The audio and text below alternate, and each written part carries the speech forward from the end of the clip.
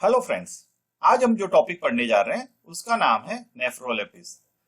तो आज के इस वीडियो में हम उसका क्लासिफिकेशन, उसका डिस्ट्रीब्यूशन, ऑकरेंस और उसकी जनरल मॉर्फोलॉजी के बारे में पढ़ेंगे। तो सबसे पहले हम उसका क्लासिफिकेशन देख लेते हैं। तो यहाँ पे नेफ्रोलेपिस का क्लासिफिकेशन आपके सामने है कि जिसमें आप देख सकते हो दो डिफरेंट टाइप्स ऑफ क्लासिफिकेशन है। एक जो ओल्डर क्लासिफिकेशन और दूसरा जो न्यू क्लासिफिकेशन जो हम अभी प्रेजेंटली यूज कर रहे हैं। तो ओल्डर क्लासिफिकेशन और न्यू क्लासिफिकेशन में क्या डिफरेंसेस थे? तो यहाँ पे सिर्फ 3 जगह पे डिफरेंसेस क्रिएट किए गए हैं। एक नॉर्मली आप देख सकते हो सब किंगडम में, दूसरा डिवीजन में और थर्ड क्लास में। ये तीन जगह पे ही डिफरेंसेस पाए जाएंगे। बाकी किंगडम में कोई डिफरेंसेस नहीं है, ऑर्डर में कोई डिफरेंसेस नहीं है, फैमिली में कोई डिफरेंसेस नहीं है, जीनस में कोई डिफरेंसेस नहीं है। अब सबसे पहले हम देख लेते हैं किंगडम। तो किंगडम क्या है? तो किंगडम दोनों में ही प्लांटे ही है। दूसरे उसके सब किंगडम की बात करते हैं। तो सब किंगडम में जो ओल्डर क्लासिफिकेशन थे वहां पे क्रिप्टोगैम्स यूज होता था और जो न्यू क्लासिफिकेशन उसमें ट्रैकियोफाइटा यूज होता है। अब क्या डिफरेंस है क्रिप्टोगैम्स और ट्रैकियोफाइटा में? नॉर्मली हम आल्गी को भी क्रिप्टोगैम्स बोल सकते हैं, फंजाई को भी क्रिप्टोगैम्स बोल सकते हैं, ब्रायोफाइट को भी क्रिप्टोगैम्स बोल सकते हैं और टेरिडोफाइट को भी क्रिप्टोगैम्स बोल सकते हैं। तो ये चारों पर्टिकुलर ग्रुप्स ऑफ प्लांट्स को हम क्रिप्टोगैम्स बोल सकते हैं। क्यों क्रिप्टोगैम्स? मतलब क्या? क्रिप्टोगैम्स मींस ऐसे पर्टिकुलर ग्रुप ऑफ प्लांट के जो कि फ्लावर प्रोड्यूस नहीं करते और सीड्स भी प्रोड्यूस नहीं करते। तो वैसे पर्टिकुलर प्लांट्स को हम क्रिप्टोगैम्स बोलते हैं। लेकिन यहाँ पे जो टेरिडोफाइट है ये आल्गी, फंजाई और ब्रायोफाइट से कैसे डिफर होता है? नॉर्मली जो टेरिडोफाइट है उसमें वेल डेवलप्ड वास्कुलर सिस्टम पाया जाता है, जो कि वो चीज आल्गी में नहीं पाई जाती, फंजाई में नहीं पाई जाती या ब्रायोफाइट में नहीं पाई जाती। Normally well developed vascular system means वो तो आपको पता होगा, ये means presence of xylem and phloem. यहाँ पे ट्रैकीज, ट्रैकिया, ट्रैकिलरी एलिमेंट्स है, ये सारी चीजें पाई जाती है। तो उसके बेसिस पे इसको नॉर्मली सब किंगडम ट्रैकियोफाइटा में डाला गया। तो ये एक डिफरेंस क्रिएट करने के लिए, क्योंकि ताकि हम इजीली डिफरेंशिएट कर सके कि ये टेरिडोफाइटा है और इसमें normally well developed vascular system है। दूसरी चीज, अगर हम उसके डिवीजन की बात करते हैं तो पुराने क्लासिफिकेशन में वहां पे टेरिडोफाइटा टर्म्स यूज होती थी और जो नया है वहां पे फिलिकोफाइटा यूज होती है। तो फिलिकोफाइटा भी वही एक रीजन के जहां पे because of the development of vascular system. Class की बात करें तो यहाँ पे जो पुराने क्लासिफिकेशन था उसमें फिलिसिनेई तो ये टर्म यूज होता था, लेकिन नए वाले क्लासिफिकेशन में यहाँ पे टर्म यूज होता है लेप्टोस्पोरेंजियोप्सिडा। क्या टर्म यूज होता है? लेप्टोस्पोरेंजियोप्सिडा। बाकी ऑर्डर की बात कर ले तो ऑर्डर फिलिकेल्सी है, फैमिली पॉलीपोडिएसी ही है। जीनस की बात करें तो नॉर्मली नेफ्रोलेपिसी है और स्पीसीज एक्सटेलडेटा। तो ये नॉर्मली कॉमन टर्म्स है, बाकी सारी चीजें सिमिलर है। अब हम उसके डिस्ट्रीब्यूशन और ऑकरेंस की बात कर लेते हैं। तो सबसे पहले हम उसके नॉर्मली ऑकरेंस की बात करते हैं। तो ये जो पर्टिकुलर प्लांट्स है ज्यादातर ट्रॉपिकल और टेम्परेट रीजन में पाया जाता है, तो इस वजह से इसको ट्रॉपिकल फर्न्स भी कहा जाता है।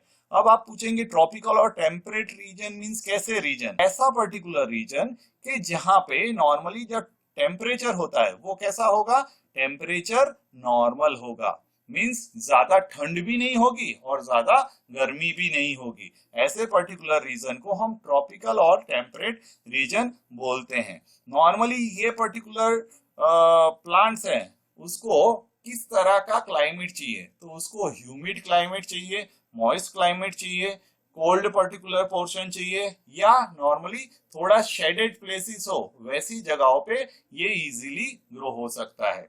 वर्ल्ड वाइड नेफ्रोलिपिस की 30 डिफरेंट स्पीसीज रिपोर्ट की गई है। ये ज्यादातर कैसे रीजन में? जहां पे ट्रॉपिकल और टेम्परेट टाइप ऑफ रीजन पाया जाता है वर्ल्ड में, वैसे पर्टिकुलर कंट्रीज में नॉर्मली ये पर्टिकुलर स्पीसीज पाई जाती है। अगर इंडिया की बात करें तो इंडिया में 5 different species of nephrolepis is being reported. Bharat में 5 डिफरेंट स्पीसीज रिपोर्ट की गई है। नॉर्मली ज्यादातर स्पीसीज कैसी है, आउट ऑफ 30 स्पीसीज ज्यादातर स्पीसीज टेरेस्ट्रियल है। टेरेस्ट्रियल मींस नॉर्मली जो लैंड पे ग्रो होती है, जो जमीन पे ग्रो होती है। और फ्यू स्पीसीज ऐसी है जिसको हम एपीफाइट्स बोल सकते हैं। एपीफाइट्स मींस क्या? Epiphytes means normally they are non parasitic plant. Parasitic नहीं है, लेकिन वो ग्रो कहाँ पे होते हैं?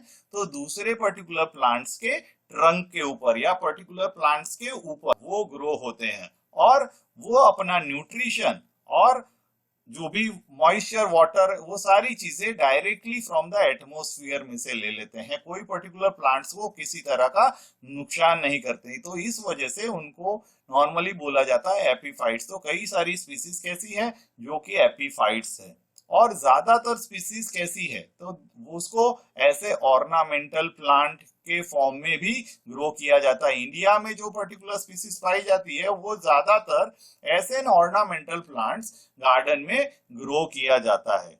अब हम उसकी एक्सटर्नल मॉर्फोलॉजी की बात कर लेते हैं।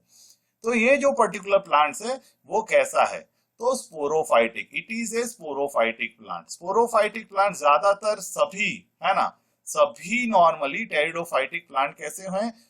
उसका जो प्रिंसिपल स्टेज है वो स्पोरोफाइटिक होगा। मींस ज्यादातर सभी प्लांट्स कैसे हैं? डिप्लॉयड है। ठीक है, तो नॉर्मली इस वजह से इसको हम स्पोरोफाइटिक प्लांट बोलते हैं। तो नेफ्रोलेपिस का भी प्लांट कैसा है? It is a diploid plant. दूसरी चीज, ये पर्टिकुलर प्लांट्स कैसे हैं? तो ये पर्टिकुलर प्लांट्स पेरेनियल है। Perennial means what? नॉर्मली ज्यादातर प्लांट कैसे होते हैं? एनुअल होते हैं, बाइनियल होते हैं और पेरिनियल होते हैं। एनुअल मींस जो अपनी लाइफ साइकिल एक साल के दौरान कंप्लीट कर ले उसको हम बोलेंगे annual plant. Biennial plant means which will complete their life cycle with in 2 years of time में, जो अपने लाइफ साइकिल कंप्लीट कर लेते हैं, उसके बाद वो पर्टिकुलर प्लांट्स की डेथ हो जाती है। तो वैसे पर्टिकुलर प्लांट्स को हम बाइनियल बोलते हैं। और पेरिनियल जो कई वर्षों तक जीवित रहता है, वैसे पर्टिकुलर प्लांट्स को हम पेरिनियल बोलते हैं। तो यहाँ पे जो नेफ्रोलेपिस के प्लांट्स हैं वो कैसे हैं? वो पेरिनियल है। और दूसरा, वो लुक वाइज कैसे हैं? They are evergreen plant. अगर हम मॉर्फोलॉजिकली देखते हैं तो वो कैसे हैं? They are evergreen plant. दूसरी चीज, ये पर्टिकुलर प्लांट्स को 3 डिफरेंट फॉर्म में डिफरेंशिएट किया गया है। कौन से 3 डिफरेंट फॉर्म? पहली चीज के रूट में डिफरेंशिएट किया गया है, सेकंड स्टेम, और थर्ड दैट इज लीफ, है ना। ये 3 डिफरेंट हिस्सों में इसको बांट दिया गया है। नॉर्मली ये जो नेफ्रोलेपिस का प्लांट देखेंगे उसमें हम ये तीनों हिस्से इजीली डिफरेंशिएट कर सकते हैं, जैसे कि रूट है, स्टेम है और लीफ है। और दूसरी चीज हम जानते हैं कि ज्यादातर टेरिडोफाइट्स के प्लांट्स कैसे हैं? They have well developed vascular system. तो यहाँ पे नेफ्रोलेपिस में भी वेल डेवलप्ड वास्कुलर सिस्टम देखने को मिलती है। अगर हम स्टेम की बात करें तो स्टेम को फर्दर 2 पोर्शन में डिफरेंशिएट किया गया है। कौन से 2 पोर्शन में? तो स्टेम को यहाँ पे राइजोम और स्टोलन के फॉर्म में डिफरेंशिएट किया गया है। किस फॉर्म में? स्टोलन और राइजोम के फॉर्म में। तो सबसे पहले हम स्टेम के रिलेटेड डिस्कस कर लेते हैं। तो यहाँ पे आप डायग्राम में देख सकते हो, राइजोम मीन्स क्या? Rhizome means it is an underground stem, है ना, ऐसा बोला जाता है। It is an underground part जिसको हम नॉर्मली स्टेम में कंसीडर्ड करते हैं, है ना। It is A underground rhizome. ठीक है, ये लुक वाइज कैसे होते हैं? तो नॉर्मली ये हार्ड होते हैं, ये थोड़े वुडी होते हैं और थोड़े डार्क कलर के होते हैं। They will appear somewhat dark. Always जब ये ग्रो होते हैं तो वो ऑब्लिक फॉर्म में ग्रो होते हैं। वो कैसे होंगे? थोड़े स्लैंटिंग और ऑब्लिक फॉर्म में होंगे। यहाँ पे आप देख सकते हैं it is somewhat oblique as well as it is erect. दूसरी चीज, वो जो पर्टिकुलर राइजोम है ना, वो ऑलवेज सॉइल के नीचे ही पाए जाते हैं। और वो इसलिए कि नॉर्मली जो भी पर्टिकुलर लीफ की डेथ होती है, वो लीफ या दूसरा कुछ भी गिरता है वो सारा पोर्शन उसको कवर कर लेता है। राइजोम को totally it is being covered by the leaf and it will persist for many number of year. ये जो राइजोम है ये काफी सालों तक सस्टेन करता है। दूसरी चीज ये भी पाई जाती है कि जो राइजोम है, राइजोम के ऊपर स्मॉल हेयर लाइक स्ट्रक्चर है ना, स्केल्स का भी प्रेजेंस पाया जाता है। Rhizome is being covered by the scale. दूसरी चीज, ये राइजोम ही एक ऐसा स्ट्रक्चर है जिसमें से लीफ का डेवलपमेंट होता है। मींस राइजोम में से ही पीटियोल का डेवलपमेंट होगा और फिर वो जो पर्टिकुलर लीफ होगी उसमें कई सारे लीफलेट्स होंगे। तो ये सारी चीजें हम जब लीफ का डिस्कशन करेंगे उसमें हम देखेंगे। लेकिन the development of leaf takes place from the rhizome. दूसरी चीज, राइजोम में से कई सारी लेटरल ब्रांचेस डेवलप होती है जो कोई भी डायरेक्शन में जाती है। कोई पर्टिकुलर ऐसा कोई स्पेसिफाइड नहीं है कि नीचे की तरफ ही जाएगी या ऊपर की तरफ। मींस नॉर्मली लेटरली कई सारी ब्रांचेस डेवलप होती हैं जिसको हम बोलते हैं स्टोलन। क्या बोलते हैं? जिसको हम बोलते हैं स्टोलन। अब नॉर्मली मेन फंक्शन राइजोम का क्या है? तो मेन फंक्शन राइजोम का पेरिनेशन है। Perennation means what? One of the sudden unfavourable condition आ गया है ना। अनफेवरेबल कंडीशन आने की वजह से जो उसके लीफ थे वो लीफ सूख गए या उनकी डेथ हो गई। अब नॉर्मली ये जो राइजोम है ना, ये जस्ट बेनीथ द सॉइल अपने आप को सस्टेन करके रखेंगे ड्यूरिंग दैट अनफेवरेबल कंडीशन। वो अपने आप को बचा के रखेंगे, वो ऐसे के ऐसे पड़े रहेंगे। लेकिन जैसे ही फेवरेबल कंडीशन आएगी वैसे ही इमीडिएटली ये जो राइजोम है वो नया लीफ का डेवलपमेंट कर देगा और नया प्लांट डेवलप हो जाएगा उसमें से। तो इस वजह से राइजोम को ऑलवेज पेरिनेशन बोला जाता है और उसका मेन फंक्शन वही है।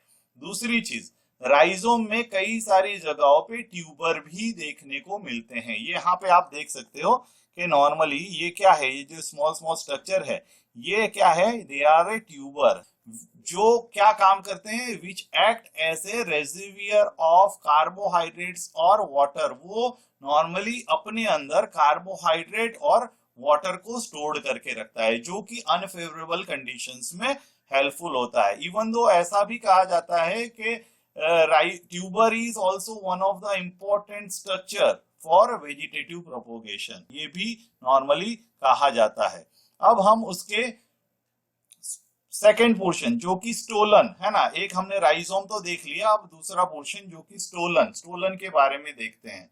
स्टोलन में ये वाले डायग्राम में आप ये देख सकते हो, ये जो बीच का थ्रेड लाइक स्ट्रक्चर है जो दो पर्टिकुलर पोर्शन को कनेक्ट करता है, इसको हम बोलेंगे स्टोलन। जब नॉर्मली राइजोम अपनी अंदर से कई सारी ब्रांचेस डेवलप करता है, मींस ऐसी ब्रांचेस डेवलप करता है, वो ब्रांचेस एक पर्टिकुलर जगह पे जाके वो क्या करेगी? वहां पे रूट्स का डेवलपमेंट करेगी और वहां पे ट्यूबर मींस नॉर्मली राइजोम का डेवलपमेंट करके यहाँ से लीफ का फॉर्मेशन कर देगी।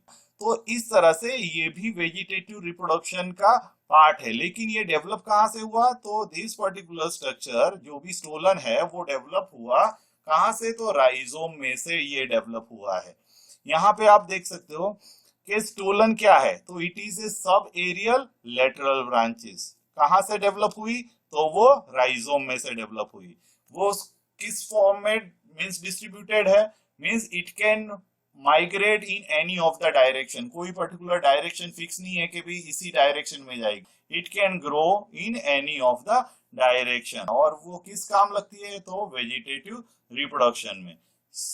इसकी अगर बात करें, स्टोलन की बात करें, तो वो कैसा है? स्लेंडर है, सिलिंड्रिकल है और उसका जो सरफेस है वो कैसा है? वो स्मूथ है। उसका जो सरफेस है वो स्मूथ है। और स्टोलन में भी नॉर्मली एडवेंटिशियस रूट का फॉर्मेशन देखा जाता है। सिर्फ राइजोम में एडवेंटिशियस रूट का डेवलपमेंट नहीं, स्टोलन में से भी है ना एडवेंटिशियस रूट्स का डेवलपमेंट पाया जाता है। तो ये हो गया डिस्क्रिप्शन किसका? स्टेम का। अब हम लीफ के डिस्क्रिप्शन की बात करते हैं। तो नॉर्मली जो नेफ्रोलेपिस का लीफ है वो कैसा है? तो नेफ्रोलेपिस का लीफ लार्ज है, ग्रीन है, एरियल है, नैरो है और कैसा है? हर्बेशियस है। नेफ्रोलेपिस का जो लीव्स है वो लार्ज है, ग्रीन है, एरियल है, नैरो है और हर्बेशियस है। और दूसरी चीज, आप यहाँ पे लीफ को बहुत क्लियरली देख सकते हो, ये पर्टिकुलर लीफ कैसा है। अब नॉर्मली जब ये पर्टिकुलर नेफ्रोलेपिस का लीफ जब एकदम डेवलपिंग स्टेज में होता है, मींस जब वो एकदम यंगर स्टेज में होता है, तो वो कैसा होगा? वो कॉइल्ड होगा। हम जो नॉर्मली मॉस्किटो कॉइल देखते हैं, वो मॉस्किटो कॉइल कैसी सर्कुलर होती है ना, कॉइल्ड होती है। तो वैसे ही नॉर्मली लीफ जब यंगर स्टेज में होगा तो वो कॉइल्ड होगा, और इस वजह से नॉर्मली जो लीफ को, जो यंगर लीफ होते हैं उसको बोला जाता है circinate. It shows circinate type of vernation, it shows circinate type of vernation, है ना। मींस नॉर्मली यंगर फॉर्म में वो लीफ कॉइल होगी, जैसे ही वो मैच्योर्ड होगी वो वापिस से स्ट्रेट हो जाएगी, मींस वो अनकॉइल्ड होगी और स्ट्रेट हो जाएगी। जो मैच्योर लीफ है, वो मैच्योर लीफ को यहाँ पे फन फ्रॉन्ड भी कहा जाता है। मैच्योर लीफ को क्या कहा जाता है? फन फ्रॉन्ड भी कहा जाता है, means the mature leaf is also known as fun frond. जो लीफ है वो लीफ कैसा है? तो लीफ यहाँ पे pinnately compound, the leaf here is pinnately compound। आप इजीली ये स्ट्रक्चर में देख सकते हो, लीफ कैसा है? pinnately compound है। और उसकी अगर लेंथ की बात करें, the length of the leaf varies from species to species, है ना। कई सारी स्पीसीज में वो 40 सेंटीमीटर का भी पाया जाता है, कई सारी स्पीसीज में वो 70 सेंटीमीटर का भी पाया जाता है, कई सारी लीफ में 1.5 मीटर की लेंथ भी देखी गई है। तो मींस जो लेंथ है लीफ की वो वेरी करती है, कहाँ? Species to species. दूसरी चीज, अगर हम उसके फ्रंट की बात करें तो नॉर्मली जो पर्टिकुलर मैच्योर लीफ है, वो मैच्योर लीफ में नॉर्मली जो पीटियोल होगा वो कैसा होगा? लॉन्ग होगा। ऑलवेज जो petiole in the mature leaf will be longer. दूसरी चीज, जो लीफलेट है नॉर्मली, जो पर्टिकुलर लीफ है, लीफ में ये सेंटर में जो पर्टिकुलर स्टेम लाइक स्ट्रक्चर जो जाता है, पीटियोल के ऊपर का पोर्शन जो के लीफलेट बियर करता है, उसको यहाँ पे हम रेचिस बोलते हैं। आप इजीली यहाँ पे डिस्ट्रीब्यूट कर सकते हैं। बीच में जो पूरा सेंटर में जो पर्टिकुलर लाइन है जिसके दोनों तरफ लीफलेट अरेंज है, वो पर्टिकुलर सेंटर वाली लाइन को यहाँ पे हम रेचिस बोलते हैं। और रेचिस की दोनों तरफ, दोनों दो रो में नॉर्मली किस चीज का अरेंजमेंट है? लीफलेट का। There is a arrangement of leaflet on the two different side, two opposite side of the rachis, है ना। तो नॉर्मली ये जो लीफलेट है, ये लीफलेट को हम पीना भी बोल सकते हैं। We can use the term pinna for the leaflet. Leaflet को हम पीना भी वर्ड यूज कर सकते हैं। दूसरी चीज, पीना कैसा है? जो पीना, जो लीफलेट है, वो लीफलेट कैसा है? तो लीफलेट यहाँ पे आप इजीली देख सकते हो, दे आर सेसाइल, सबसेसाइल, और उसका जो पीटियोल है वो कैसा है? एकदम शॉर्ट है, जो कि हम इजीली देख ही नहीं सकते, मींस इजीली डिस्टिंग्विश ही नहीं कर सकते। नॉर्मली वो कैसा है? सबसेसाइल है, सबसेसाइल है। और पीटियोल जो है, पीटियोल कैसा है? बहुत शॉर्ट है, ठीक है। तो we cannot differentiate petiole, petiole यहाँ पे हम डिफरेंशिएट ही नहीं कर सकते। दूसरी चीज, जो लीफलेट है वो कैसा है? वो ब्रॉड है। बेस पे आप देख सकते हो लीफलेट कैसा, नीचे की जो ब्रॉडर नीचे का पोर्शन है वो कैसा है? It is a broad at the base as well as tapering. एकदम जो है उसका एपेक्स पोर्शन है, आप उसका एपेक्स पोर्शन यहाँ पे देख सकते हो। ये एपेक्स पोर्शन कैसा है? तो एपेक्स पोर्शन में वो टेपरिंग है, मींस पॉइंटेड होगा। तो नॉर्मली ये हो गया उसके लीफलेट की बात। ये जो लीफलेट है, लीफलेट में कई means normally there is a presence of one prominent vein. Centre में एक वेन आप इजीली डिस्टिंग्विश कर सकते हैं। ये वेन में से कई सारी ब्रांच दूसरी वेन भी निकलती है जो कि ओपन होंगी। उसका जो एंड होगा वो कैसा होगा? इट विल बी ओपन, है ना। इजीली आप देख सकते हो, ये जो लीफलेट है, लीफलेट में एक प्रोमिनेंट वेन है, वो प्रोमिनेंट वेन में से कई सारी ऐसी लेटरल वेन, जो इसको हम बोल सकते हैं ब्रांच, है ना, वो कई सारी वेन निकलती है जो कि ओपन है। एट द उसका जो एंड होगा वो कैसा होगा? ओपन है। अब ये जो उसका एंड जो ओपन है, जो लेटरल वेन निकली है, उसके एंड पे नॉर्मली एक और स्ट्रक्चर पाया जाता है जिसको हम बोलते हैं हाइडेटोड्स और वाटर स्टोमेटा। उसको हम क्या बोलते हैं? हाइडेटोड्स बोलते हैं या नॉर्मली वाटर स्टोमेटा बोलते हैं। अब हाइडेटोड्स का काम क्या? हाइडेटोड्स का काम ये होता है कि वो जो पर्टिकुलर प्लांट जब वाटर एब्सॉर्ब करता है तो उसमें जो कोई भी एक्सेस वाटर है या तो जो भी एक्सेस सॉल्ट है उसको वो रिमूव कर देता है उस पोर्शन में से। हाइड्रोथोड्स का काम ये होता है, it will remove the excess amount of water as well as excess amount of salt from that particular region। तो ये कहाँ पे पाया जाता है? तो जो लीफलेट्स होती है, लीफलेट में जो लेटरल वेन है वो लेटरल वेन के एंड पे। अब नॉर्मली ये वाटर और ये किस प्रोसेस से निकलता है? By the process of guttation, है ना। ग्यूटेशन से नॉर्मली ये एक्सेस जो भी सॉल्ट है और वाटर को रिमूव कर देता है। अब जो भी एक्सक्लूडेड वाटर और सॉल्ट है वो का क्या क्या क्या होगा? वो डिपॉजिट हो जाएंगे। जो लीफलेट है वो लीफलेट पे वो एंड पे वो डिपॉजिट हो जाएंगे। किस फॉर्म में? तो एक व्हाइट कलर के स्पॉट के फॉर्म में। इस वजह से जो हाइड्रोथोड्स है उसको हम चॉक ग्लैंड भी बोलते हैं। उसको हम क्या बोलते हैं? चॉक ग्लैंड, है ना। हाइड्रोथोड्स को हम चॉक ग्लैंड भी बोलते हैं।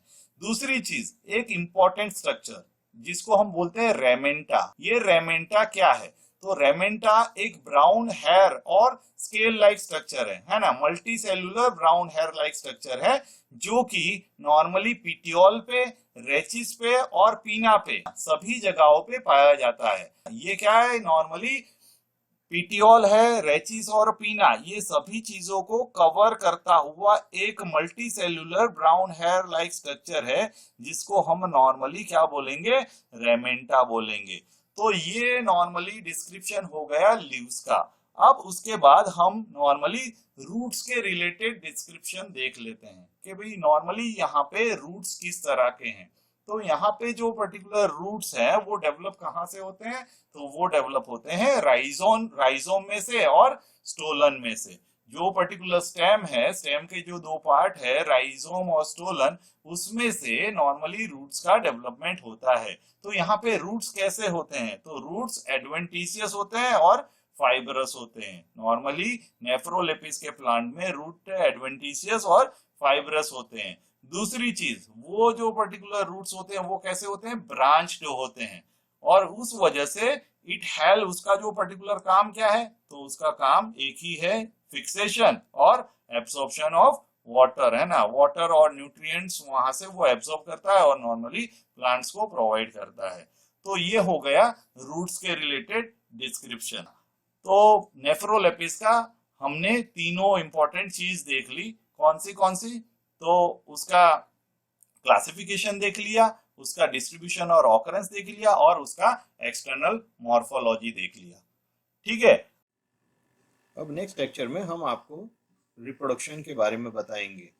अगर आपको हमारा लेक्चर पसंद आया हो तो प्लीज़ हमारी चैनल को सब्सक्राइब कीजिए। Thank you.